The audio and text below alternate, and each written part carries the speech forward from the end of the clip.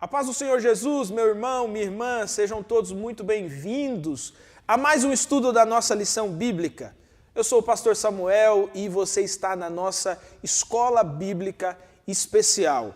Nós estamos nessa caminhada dentro do livro do Eclesiastes, aqui nessas primeiras lições, estamos aprofundando o conhecimento, o estudo no livro do Eclesiastes. Hoje nós vamos dar uma caminhada a mais para o capítulo 4 de Eclesiastes. E antes da gente falar propriamente da nossa lição bíblica, eu queria pedir para você compartilhar esse link aí com as pessoas, compartilhar esse link aí com seus amigos, para que eles também possam ter acesso a esse estudo da Palavra de Deus, para que eles também possam caminhar juntamente conosco na busca dessa resposta do sentido da vida que nós estamos vasculhando, garimpando aqui no livro do Eclesiastes. Eu queria fazer uma repetição aqui, algo que eu já falei aqui. Você já leu o livro do Eclesiastes? Olha só, nós já estamos chegando no capítulo de número 4 de Eclesiastes. Você já conseguiu ler todos os capítulos? Se não, eu quero fazer a você esse desafio, sabe? Assim, numa sentada só. Sentar na poltrona, no sofá, na cadeira, começar no primeiro capítulo, terminar no último capítulo de Eclesiastes. Ah, pastor, eu já li. Você que já leu, então, mais uma vez, pega lá do primeiro até o último, para que essa mensagem fique gravada na sua cabeça e isso abrilhante ainda mais, aprofunde ainda mais o seu estudo nessa lição bíblica. Bom, meu irmão, minha irmã, vamos então para o estudo da lição 4, que tem como tema dois é melhor que um, dois é melhor. O que você acha? Fica com a gente aqui, pega lá, vou pegar a Bíblia aqui, bonitinho hoje, sua Bíblia, a sua lição bíblica, e nós vamos estudar a Palavra de Deus. Esse é o meu convite para você agora.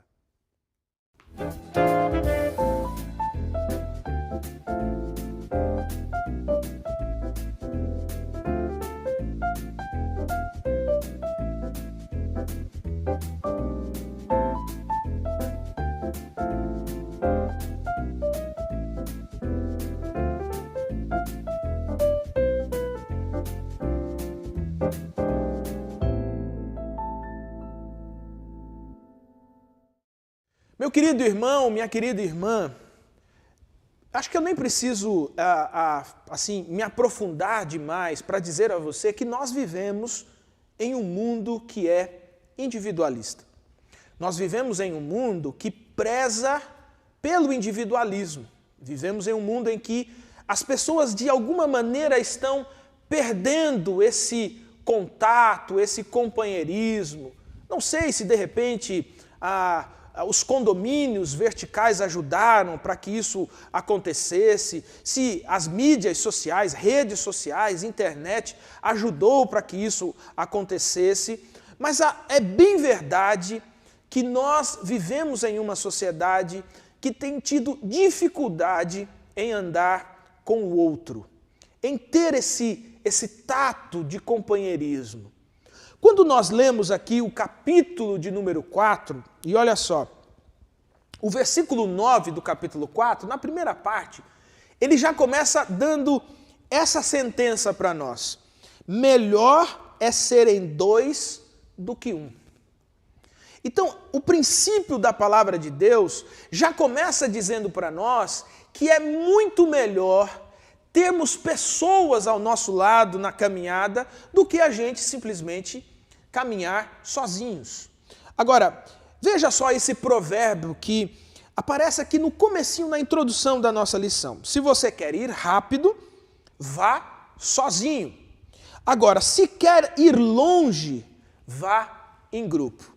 Olha, eu não sei se você já viveu aquela experiência de fazer uma longa caminhada ou de alguns quilômetros e parece que quando a gente está indo sozinho, a sensação é que aquilo não vai acabar, aquilo não para, parece que a gente não vai chegar nunca.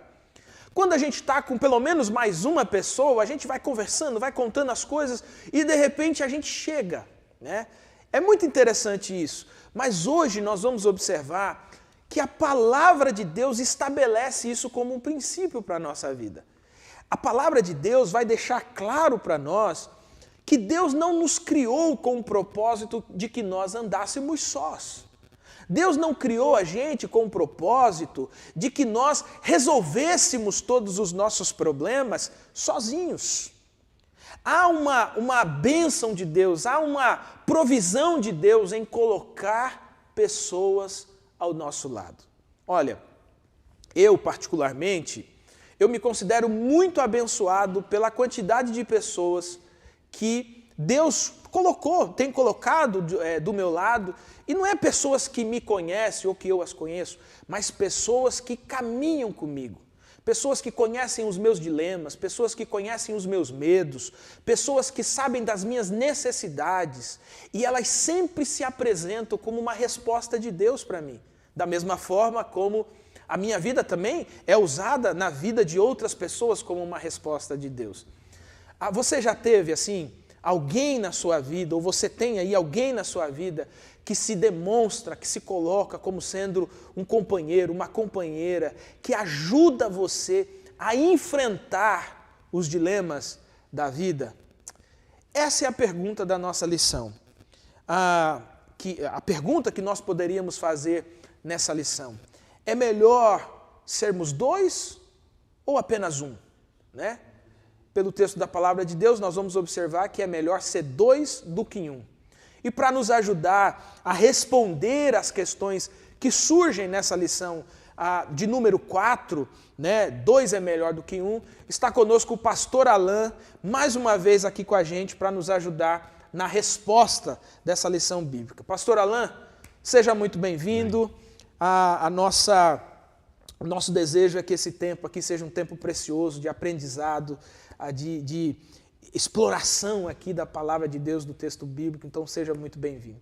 Amém, pastor Samuel. Estou feliz de estar aqui, mais uma vez, podendo colaborar na reflexão da palavra de Deus. E com um tema muito interessante, o capítulo 4 fala sobre a importância do companheirismo, a importância da amizade, a importância de ter alguém junto com a gente nessa caminhada. E isso é muito importante. Um tema interessantíssimo para nós aqui hoje. Legal. Pastor Alain, a lição ela já começa aqui no primeiro tópico, e inclusive a primeira pergunta, né, ela pede para a gente analisar o primeiro item, né, do comentário e também os 3 primeiros versículos de Eclesiastes, e ela faz esse desafio, digamos assim, essa provocação para nós, né? O que foi possível aprender com esse tópico?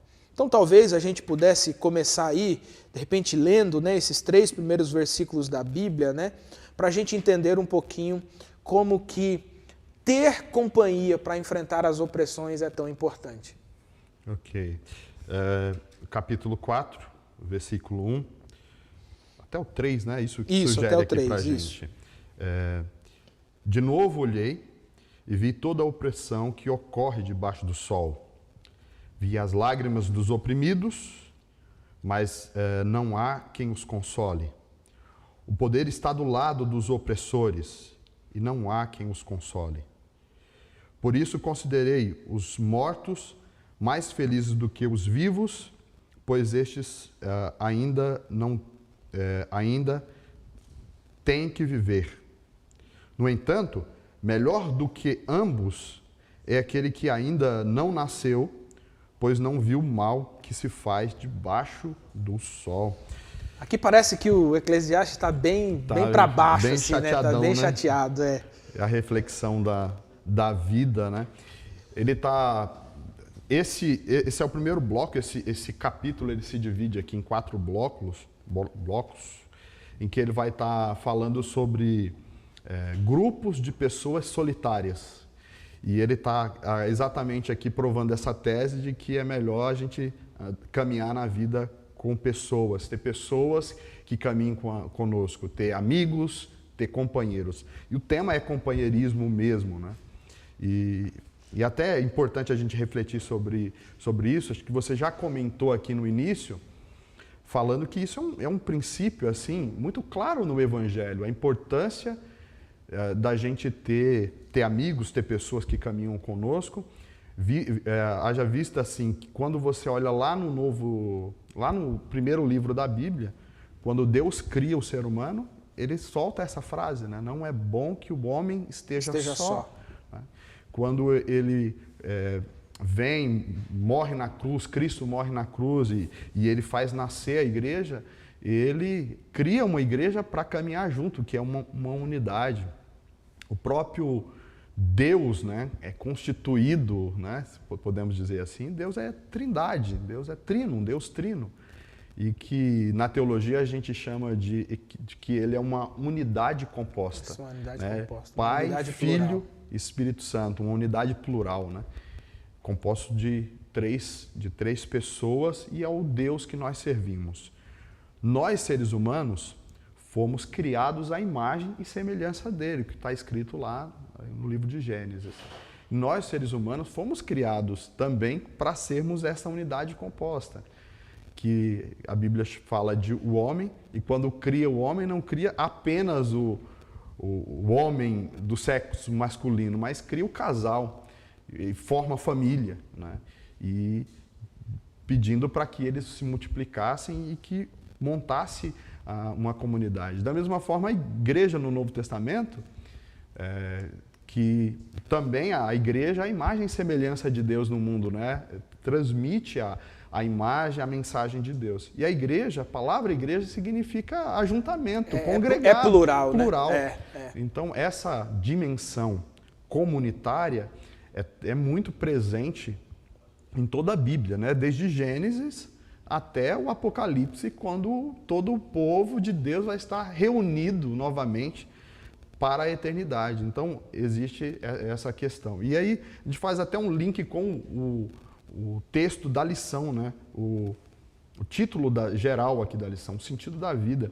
Ele vai mostrar para a gente, nesse capítulo, que não faz nenhum sentido viver nessa vida se a gente não tiver com quem dividir.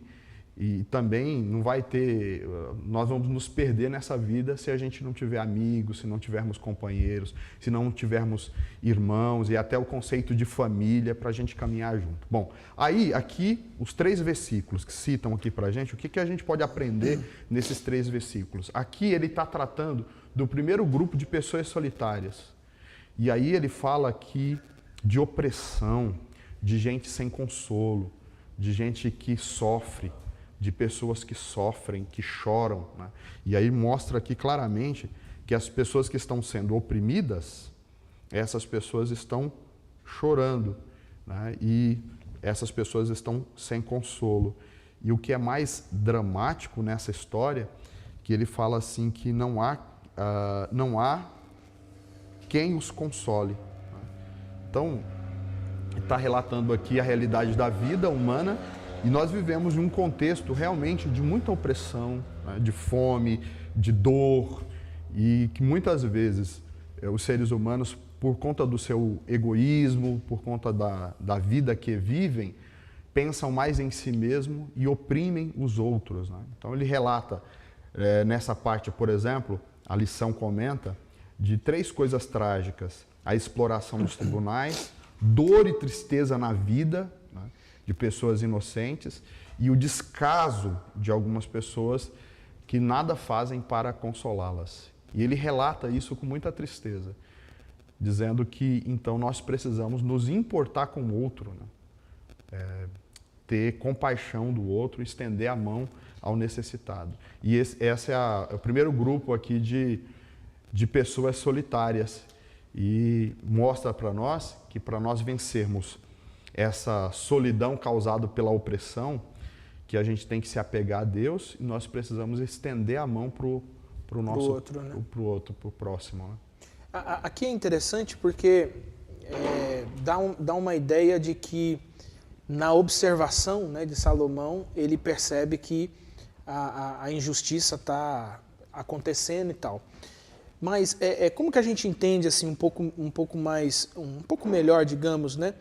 Essa ideia que ele coloca, porque ele chega a um pessimismo tão grande, né? Ele chega a aquela constatação dele é tão chocante para ele que ele faz aquela afirmação, não, o melhor é quem morreu. Sim. Então já começa por aí. Quem morreu tá melhor porque não passou por isso aqui. Mas melhor do que quem morreu é quem ainda nem nasceu, né? Porque parece uma sentença muito forte, né? Muito assim, como se fosse uma sucessão de maldades que não fossem ser alteradas jamais, né? É uma constatação que ele faz na reflexão da vida. De fato, a gente não vive no meio de muita opressão, no sentido de muita corrupção, muita dor, muito sofrimento. E quando você para analisar, ver esse contexto, de fato é desanimador. Quando você olha para a política brasileira, por exemplo, quando você vê a questão dos necessitados. A gente está numa pandemia, pastor, né? Sim. E aí você descobre, por exemplo, que tem prefeitos que têm a capacidade de desviar o recurso do respirador. Um governante que tem lá a capacidade de desviar recursos num tempo desse. Então, quando você para pensar numa situação dessa, de fato é muito difícil, né, você digerir isso. E ele coloca aqui com muita sinceridade, falando, isso é terrível demais, ver pessoas sofrendo. Então, a questão aqui ele fala para a gente aqui, traz a ideia da importância da compaixão, né, da gente se importar. Isso me faz lembrar da parábola do bom samaritano, para a gente citar as palavras de Jesus, né, a capacidade de se importar com o outro. Mas assim, diante de um quadro tão triste assim, de fato ele demonstra muito desânimo. E aí dá a impressão assim que ele está desistindo da vida, que ele está incentivando você a desistir. Pô, sua vida está não tem o que acontecer de melhor. Tá uma coisa, então desiste da vida. Mas não é essa a ideia, né? Porque o texto não acaba aqui. Aí a gente pode citar, por exemplo, um texto lá no final, que é o capítulo, acho que é o capítulo 9, versículo 4, onde ele resgata essa questão da esperança e ele diz que enquanto há vida, há esperança. Sim. Ele fala isso, né? Então, não é essa a ideia. Mas ele está fazendo um retrato aqui da realidade em que nós estamos vivendo, que de fato é uma realidade desesperadora. E desesperadora no sentido de que o ser humano, sem Deus, né? Porque esse é o contexto, ele só pensa em si mesmo, ele é capaz de humilhar o outro, ele é capaz de oprimir o outro. E se você olha e se depara e só se apega a essa realidade, é de fato muito cruel, triste, né? Cruel. Tem uma outra citação que o Eclesiastes vai fazer, é que mais vale um cachorro vivo do que um leão morto. Né? Essa ideia também, né? Contrapondo com esse pessimismo de dar a entender que, assim, olha, a vida não faz o menor sentido, só tem opressão, só tem injustiça, melhor é estar morto do que passar por tudo isso, melhor é não ter nascido, então vamos acabar com isso que a gente está vivendo. Mas, na verdade, o próprio Eclesiastes vai dizer, por exemplo, que mais vale um cão vivo, né, que dentro daquele contexto é um animal sem, né, não tem o valor que tem hoje, por exemplo, do que um leão morto, né? Então mais vale... Ainda há esperança. Exatamente, ainda há esperança, né? A expectativa da vida ainda pode gerar mudanças em volta. O fato mais triste dessa parte do Eclesiastes não é o fato da opressão em si, mas o fato de não ter ninguém que o console. Ninguém que se importe.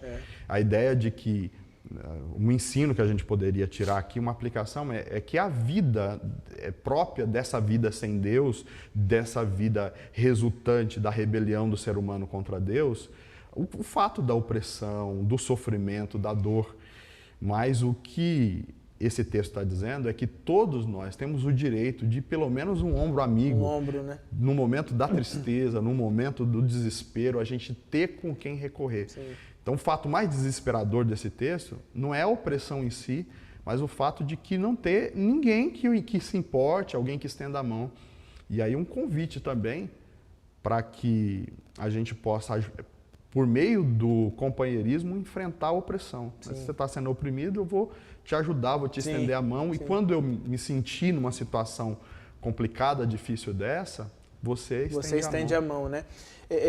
Você falando aí, eu estava me lembrando, eu fui fazer algumas visitas, né? Os hospitais aqui em São Paulo estão todos assim, praticamente travados, né? Você não entra aí por conta da questão do Covid. Mas mesmo assim eu fui lá fazer uma visita e tal, amigo que estava internado, né? Estava internado com Covid e tal. E aí não permite a entrada, aquela confusão toda. E do lado de fora, na calçada do hospital, estava cheio de gente na calçada.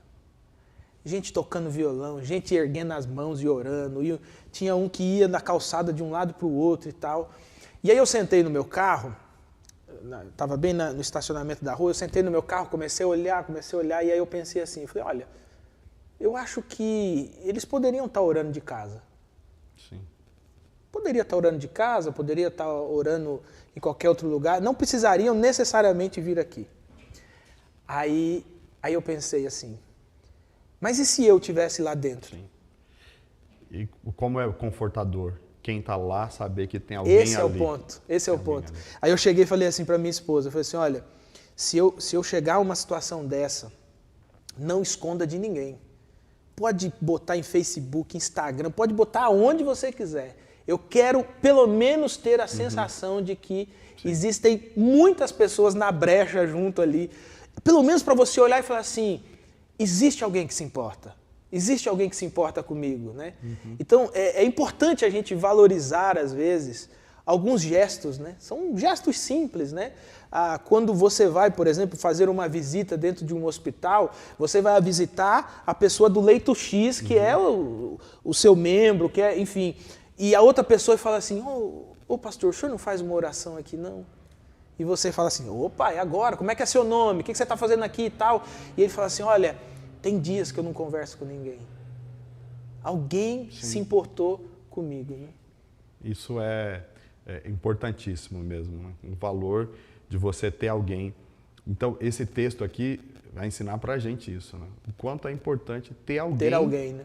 Em nossa vida que se importe. Ou que a gente seja essa pessoa que se importa com o outro. Né? Legal. E qual que é a conexão que a gente faz, então, dentro desse capítulo 4... com essa questão da inveja, né? Pergunta de número 2, os versículos 4 e 6, discorra a respeito da inveja e comente sobre a frase ser invejado por causa das suas realizações é ruim e se esforçar para conquistar algo, para sobrepujar seu companheiro, é pior ainda. Os versículos 4 a 5, 4 a 6, vai mostrar um outro grupo de pessoas. O primeiro grupo são grupos de oprimidos, miseráveis, pobres, é essa imagem aqui. O segundo grupo não é miserável, não é pobre.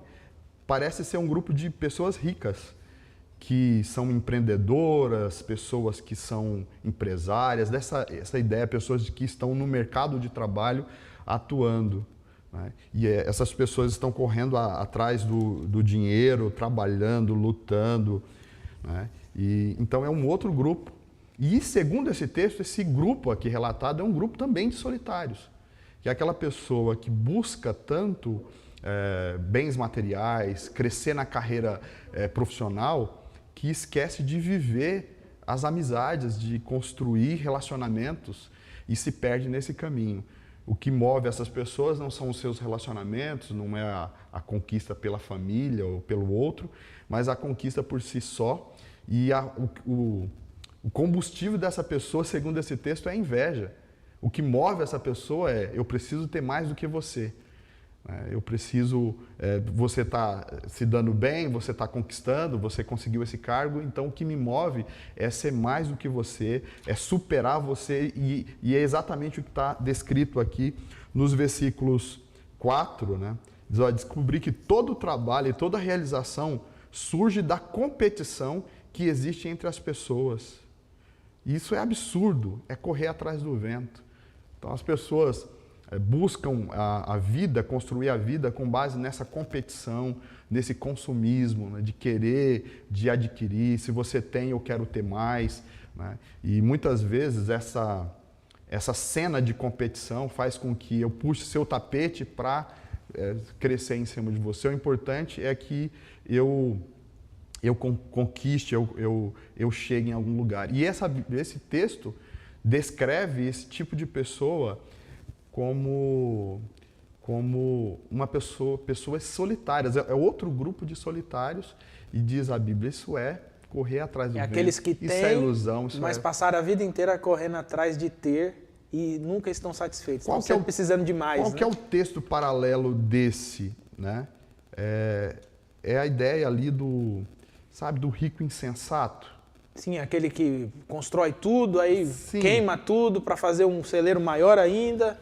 E ele não tem... E ele não tem noção de que naquela noite a vida dele vai chegar ao fim, né? Corre atrás do vento, busca construir a vida, mas a vida dele acaba sendo um vazio existencial terrível, né? Então o pregador mostra aqui que isso é ser movido pela inveja, ser movido e você... Isso mostra, assim, por exemplo, muitas pessoas que estão no mercado de trabalho, no mundo corporativo, né, em que o alvo da pessoa é a carreira profissional e esquece muitas vezes de construir relacionamentos. Sim. Né? Pessoas que não constituem família, que não têm amigos. Tem muita gente solitária em excelentes apartamentos, né? Exatamente. E aí o final da vida dessa pessoa é a solidão, porque ela não conseguiu construir nada além do que a sua própria carreira. E eu acho que uma observação importante aqui, pastor Alain, é de que, de forma alguma, a Bíblia aqui está falando contra ser rico, ou contra buscar a riqueza, ou buscar a realização, né? Porque às vezes dá a entender isso, né? Por ela fazer esse contraponto entre o rico que está trabalhando, conquistando, e o tolo que diz assim, cara, eu vou trabalhar para quê? Se eu já tenho aqui, para que eu vou querer mais um bocado? Vou passar a vida inteira correndo atrás disso, para ter um pouquinho mais e tal. Mas ela está falando aqui de sentido mesmo, né? De qual é a motivação que faz você correr atrás disso, né? E muitas pessoas idolatram o dinheiro, né? Que vira o Deus daquela pessoa, faz com que a pessoa viva em função disso, né? E isso é terrível. Eu tenho um ditado assim conhecido que diz que tem algumas pessoas que são tão pobres, que tudo que elas têm é o dinheiro. É o dinheiro. Tipo, ela faz uma carreira, corre atrás, né? Luta, estuda, né? E depois ela pergunta assim, onde eu cheguei, né? Eu estava até lendo um artigo esses dias de uma dessas, aquela revista, eu esqueci o nome da revista aqui, que o artigo dizia o seguinte, que existem muitos CEOs, né, que quando eles chegam ao topo da carreira, que eles lutaram a vida inteira para alcançar, quando eles chegam lá, eles têm uma sensação de vazio, de solidão e de que agora, como ele alcançou o que ele lutou a vida inteira, chega uma hora que eu falei, agora, o que vai ser da minha vida? O que tem para além disso? Focou a vida dele naquele sentido. Quando chegou lá no topo, quem mais tem? E aí eles caem muitos em depressão e perdem o sentido da vida, né? Então, o sentido da vida não está nos bens materiais, o sentido da vida não está na riqueza, não está no seu cargo profissional, na sua carreira acadêmica ou na sua carreira profissional. O sentido da vida precisa estar em Deus, mas uma das coisas que fazem a vida ter sentido é a gente ter com quem dividir o nosso sucesso. Eu até citei numa lição anterior que, acho que Harry Kushner fala isso, né? Ele diz que a grande alegria do carro novo é ter um amigo para compartilhar, né? A grande alegria da casa é você ter pessoas para compartilhar, né? E aqui a história relata um grupo de pessoas de idiotas, né? Assim, porque você tem um carro, então é essa a ideia. Então eu vou querer um carro melhor do que o seu, né? Sim. Ou eu tomar seu carro, né? Essa é a ideia aqui. Aí eu tenho um carro, mas e agora? E daí? Isso me faz lembrar... Então o texto diz assim, isso é ilusão, isso é bobagem. Se você não tiver com quem dividir, não faz sentido nada. Isso me faz lembrar um episódio de um desses programas animados aí de... Não sei se era Simpson, enfim, não sei qual programa desse, mas que ele... tem aquele senhor Burns que é rico e aí acontece alguma coisa lá e por conta, sei lá, de $1, de 1 centavo, ele deixa de ser bilionário e vira milionário. E aí ele tem que ser excluído do grupo dos bilionários porque agora ele não é mais bilionário, agora ele é milionário, né? Aí, assim, tem esse pensador cristão, ele vai falar assim, o que é alguém rico? que é alguém rico. Então, se você tem quantos reais a mais do que o seu cunhado faz você o mais rico da família? Quantos reais a mais do que a sua igreja faz você o mais rico da igreja? Né? E aí o significado é esse. Você vai perceber que ter R$1 a mais e me tirar da classe de milionário para de bilionário é um vazio total, não faz o menor sentido. Né? Isso é igual a frase que já foi considerado um dos mais ricos do Brasil, né? E ele disse assim, entrevistando ele, e aí falaram assim, qual é a situação mais difícil que você está... Não, o cara está preso, era bilionário, perdeu tudo. Aí ele falou assim, a parte mais difícil é eu voltar para a classe média. Aí você olha e fala assim, a classe média dele deve ser bem diferente da minha, mas para ele é uma tortura, né? E aí você percebe isso, né? Assim, não tem significado, eu só quero ter, eu só quero correr atrás, eu só quero ter mais, eu só quero dizer que eu tenho um carro a mais que você, né? Que o meu apartamento custou R$10.000 a mais do que o seu, né? Que a minha viagem para a Disney custou $10 maior do que a sua. E a reflexão aqui que você fez é interessante aí, o que é a verdadeira riqueza? O que é realmente a sua riqueza? Esse é o ponto.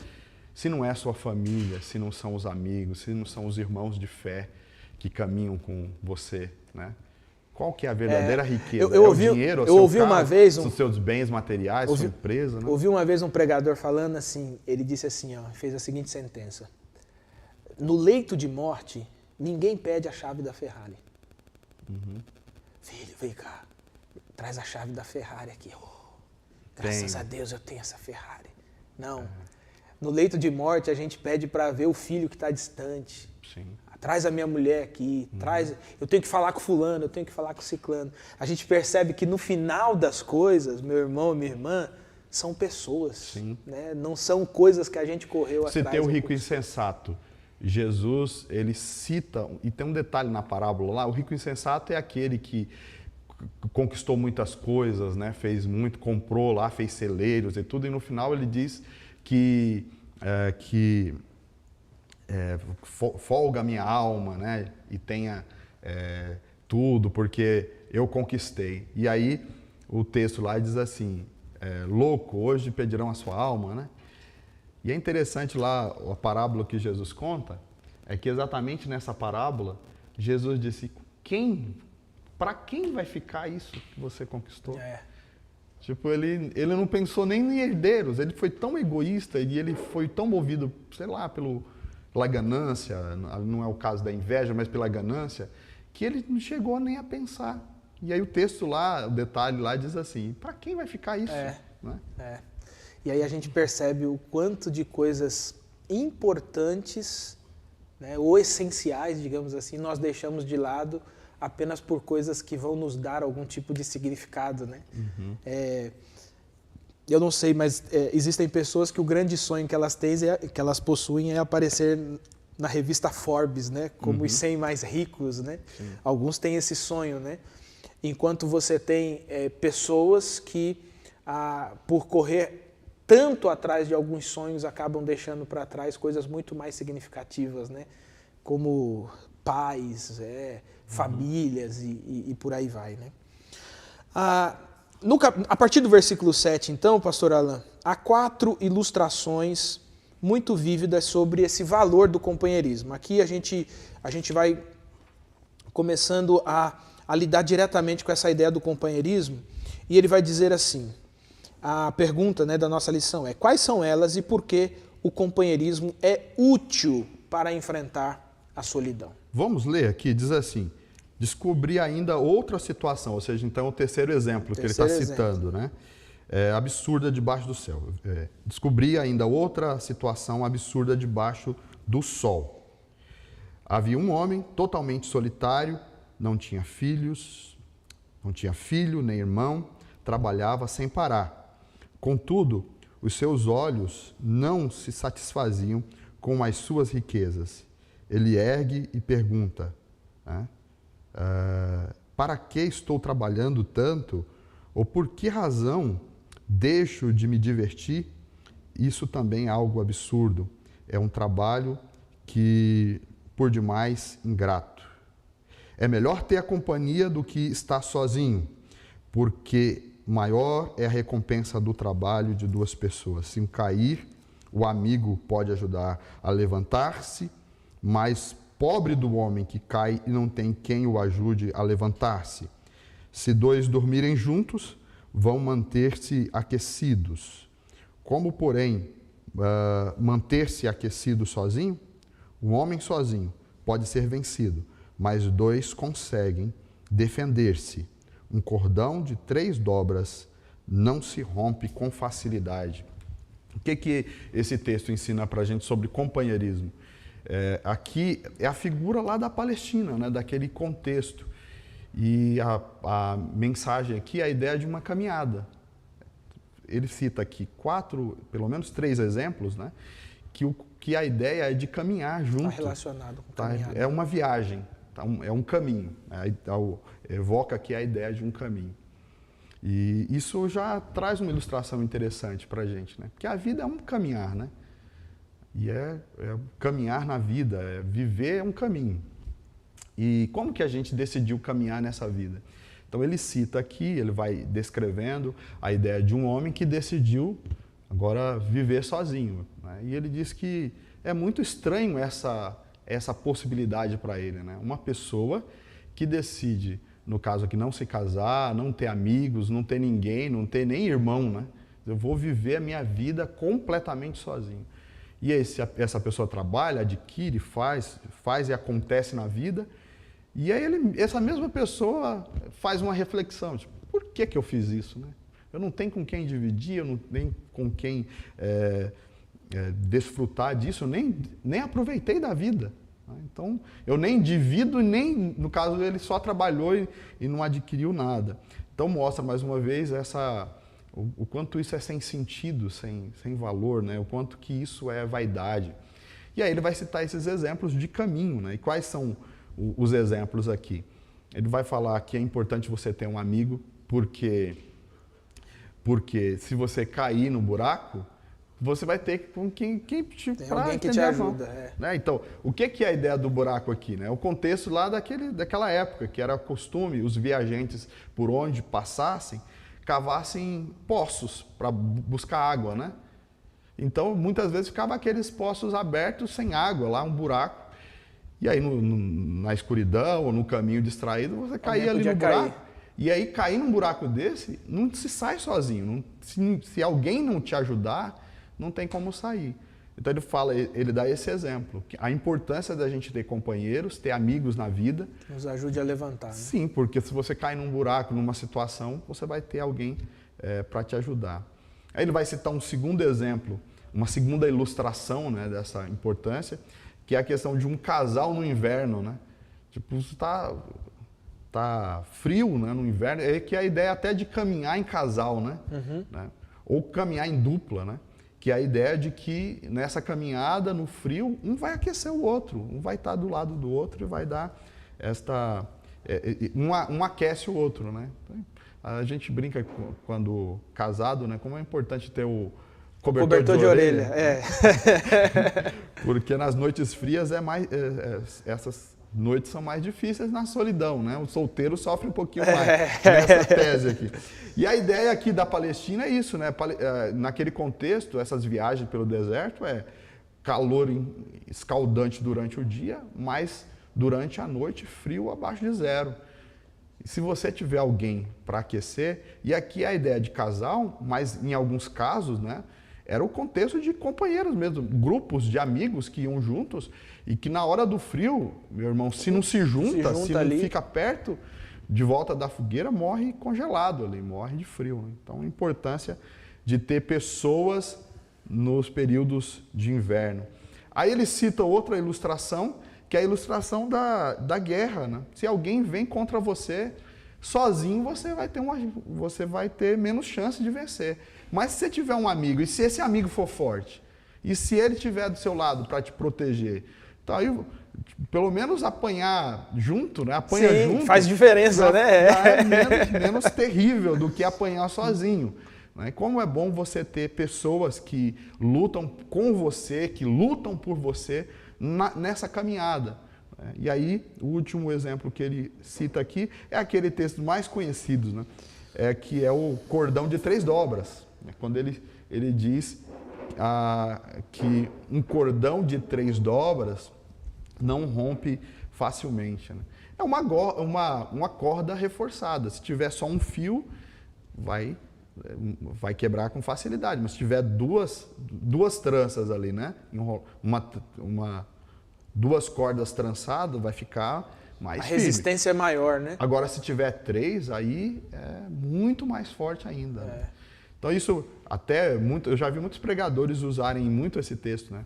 Para dizer assim, a importância do casal, tendo Jesus como a terceira dobra. Sim, ali. Sim. As aplicações são infindas, né? E como é importante a gente caminhar com pessoas que nos fortalecem. E eu já vi até o pastor usando o exemplo assim, pega um graveto e quebra sozinho, aí você põe 2 gravetos, já quebra. Dificulta um pouquinho. Com 3 é impossível quebrar. Né? Então, esse texto está mostrando de que na vida nós caminhamos e que há importância da gente escolher a maneira como caminhamos.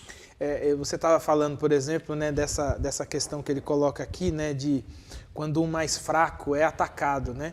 E eu estou me lembrando de quando eu era mais novo, assim, mais moleque. Eu sempre tive um amigo, assim, tínhamos uma amizade assim inseparável, né?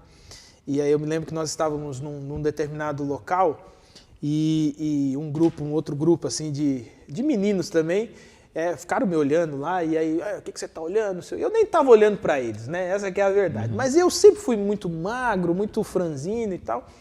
E esse meu amigo era forte, né? Bem forte e tal. E aí, rapaz, esse grupinho veio pra cima, assim, de mim. Eu tava passando sozinho, né? Veio pra cima de mim. E aí esse meu amigo chegou, né? Chegou e falou assim, for brigar com ele, vai ter que me bater primeiro. Aí não, deixa eu pra lá. Aí você fica corajoso, né? Mas é interessante mesmo isso, né? Uhum. Quando, obviamente que eu tô dando uma ilustração aqui prática, né? Assim, de uma vivência minha. O texto ele não se relaciona exatamente...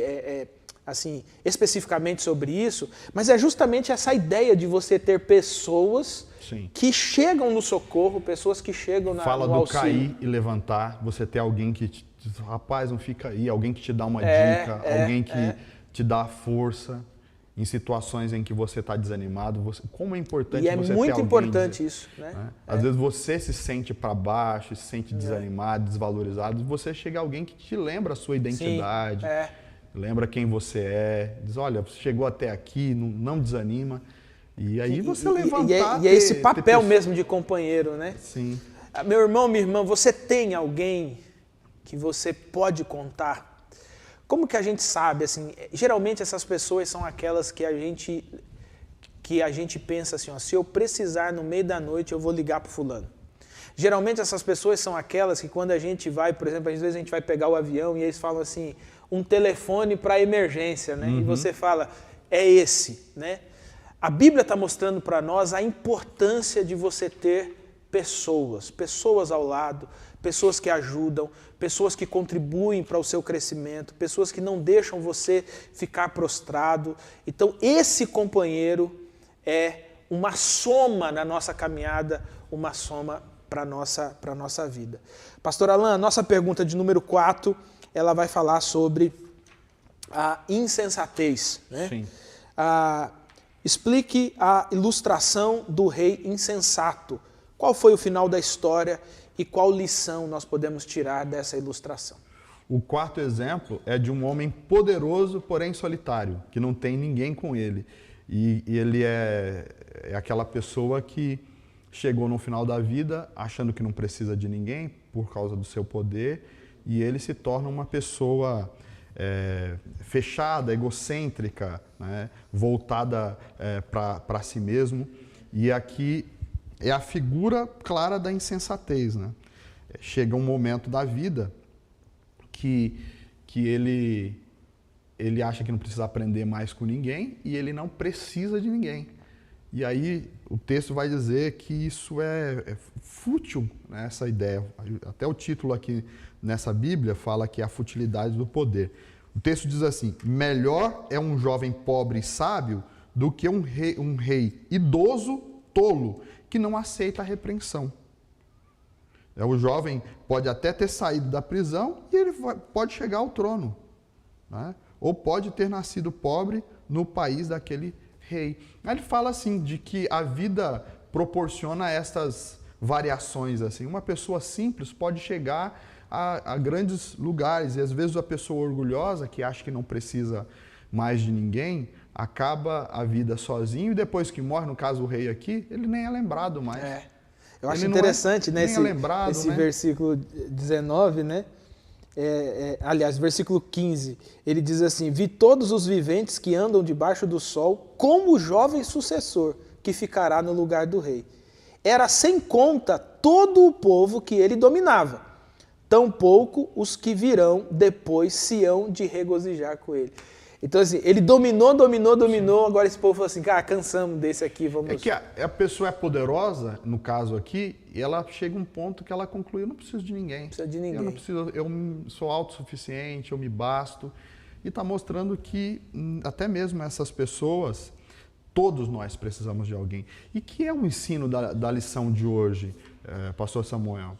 Mostra o quanto nós precisamos de amigos, de companheiros nessa caminhada, e que todas as pessoas que escolheram caminhar nessa vida, desprezando o outro, não valorizando a amizade, essas pessoas têm um fim trágico. É o fim desse rei, é aquele que cai no buraco e não tem ninguém para levantar, é aquela pessoa que trabalha e chega no fim da vida, não tem o amor dos filhos, não tem ninguém por eles, e morre uma pessoa numa cama, e que acontece de não ter ninguém nem para velar aquela pessoa quando morre, né?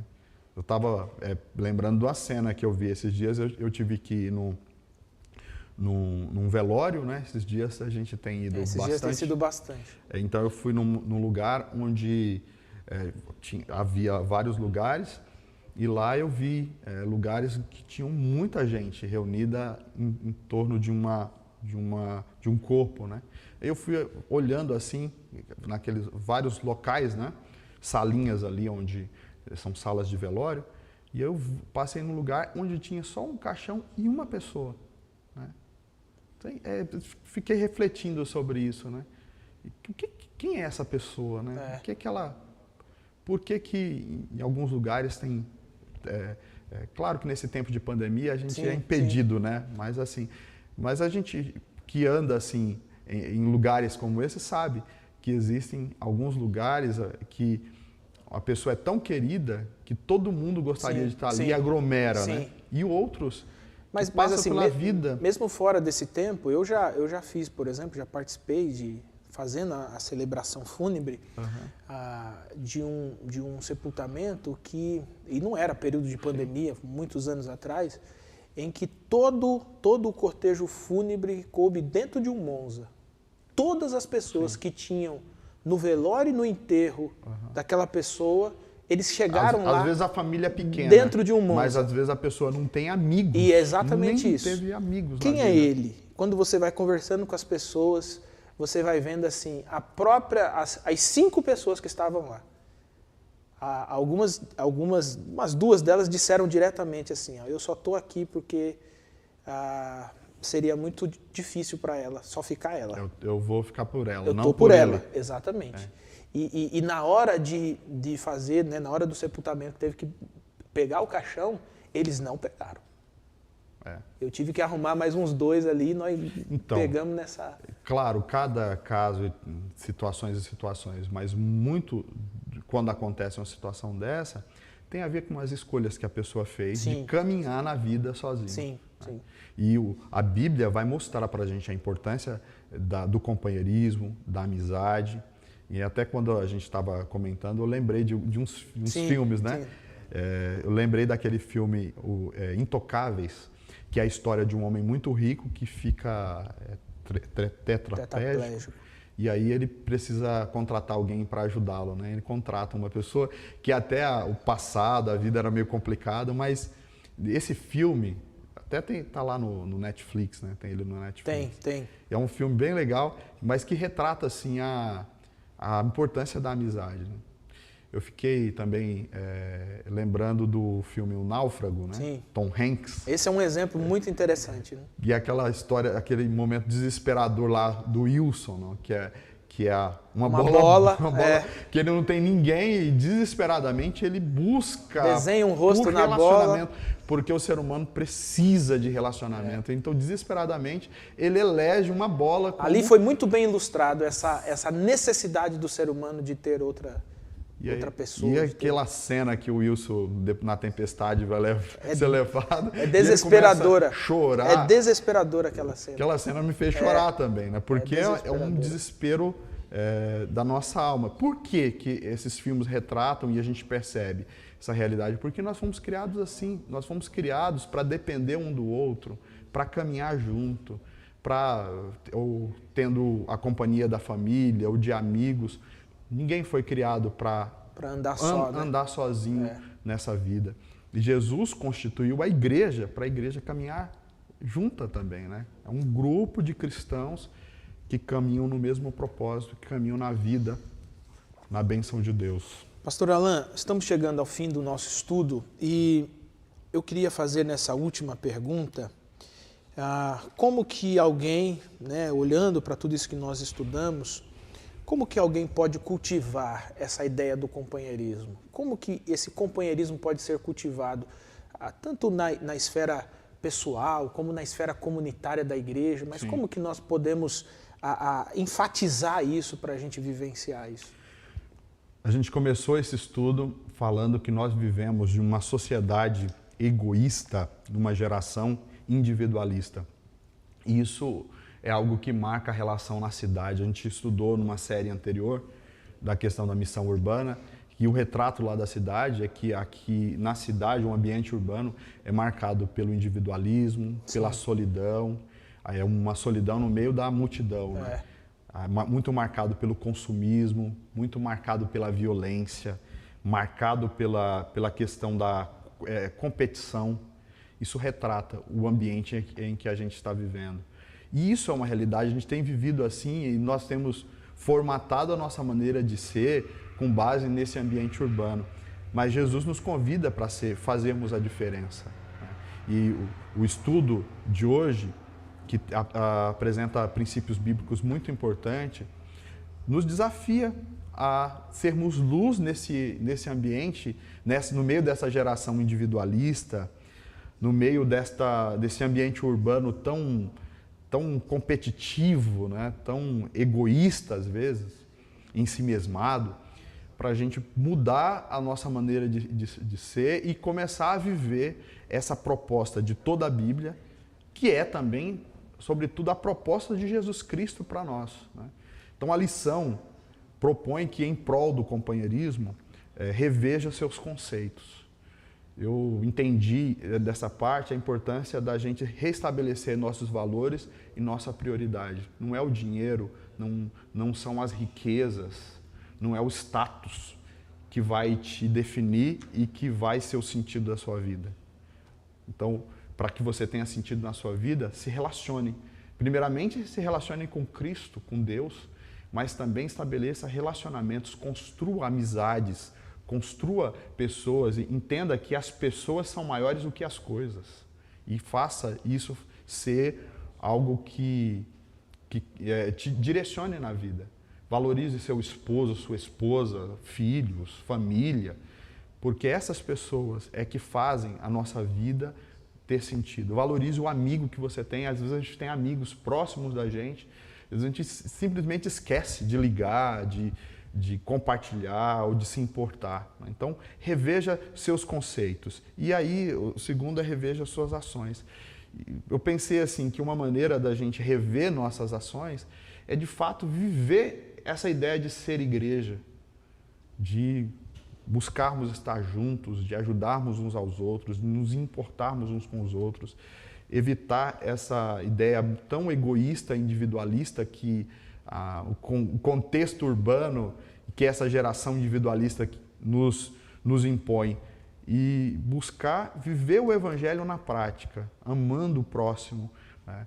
Cuidando dos irmãos da igreja, cuidando da nossa família, vivendo a fé cristã, que é uma fé muito marcada pela coletividade, né? Pela comunhão de cristãos que têm uma mesma fé, que se reúnem em torno de uma pessoa que é o Cristo. Né? Amém. Amém? E acho que a melhor forma da gente se importar é se importando, né? Sim. A melhor forma de começar a se importar com o outro é a gente se importar com o outro. E a questão, por exemplo, da amizade, como que é importante para o evangelismo, na consolidação de uma pessoa na igreja? Sim, né? Verdade, sem dúvida. Eu vi uma pesquisa até recentemente que reforçava essa ideia, né? Que uma pessoa entra na igreja, mas ela só permanece na igreja se ela tiver pelo menos 3 amizades significativas naquele contexto.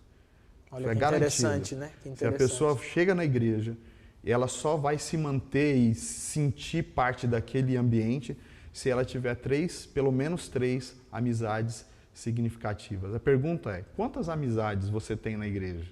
Ou quais os lugares que você tem mais amizade? É na sua faculdade? Onde que você tem mais amizade? Porque onde você tiver mais amizade... É onde você vai estar mais firmado. É onde você vai estar mais firmado. Que nós estejamos firmados na igreja, né? Possamos praticar essa comunhão trabalhando por isso.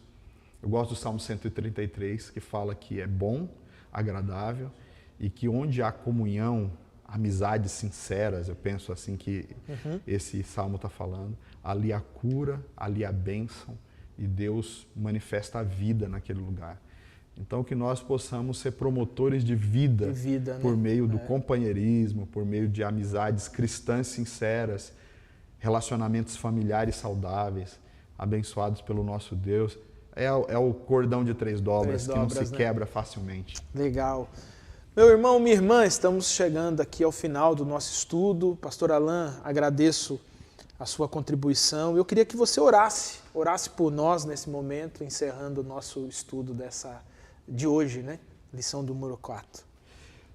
Senhor nosso Deus, nosso Pai, nós te louvamos pela cruz que nos une. A cruz nos une a Deus Pai, mas a cruz também une os irmãos, restaura a comunhão com o Pai, mas restaura a comunhão com os nossos irmãos, restaura os relacionamentos. Eu quero te louvar por isso. Hoje nós aprendemos por meio da palavra sobre a importância de amizades, a importância do companheirismo na nossa vida, a importância de termos pessoas que caminham conosco na vida e pessoas que nessa caminhada nos ajudam, pessoas que realmente se importam conosco. Senhor, que nós possamos viver esta realidade com famílias estruturadas, com relacionamentos saudáveis em nossos lares, que nós possamos ter amigos cristãos, que aquelas pessoas que se sentem solitárias possam encontrar pessoas, companheiros, companheiras de caminhada, para que esta palavra seja uma realidade na vida dessa pessoa. Oro por igrejas, meu Deus, que vivem muitas vezes situações de desavença, de desunião, para que através do Teu Espírito Santo essa união seja restaurada, seja fortalecida e dessa forma nós possamos viver essa metáfora do cordão de 3 dobras que não se rompe facilmente.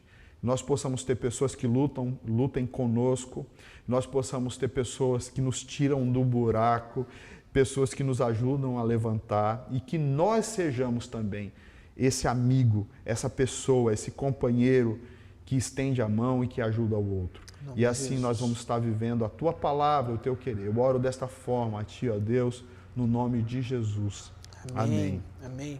Mais uma vez, Pastor Alain, obrigado pela sua participação. Meu irmão, minha irmã, encontro marcado na próxima semana, lição de número 5, bons conselhos, será a nossa próxima lição. Que Jesus abençoe sua vida, que Jesus abençoe a sua caminhada nessa semana e nos vemos na próxima semana e bons estudos.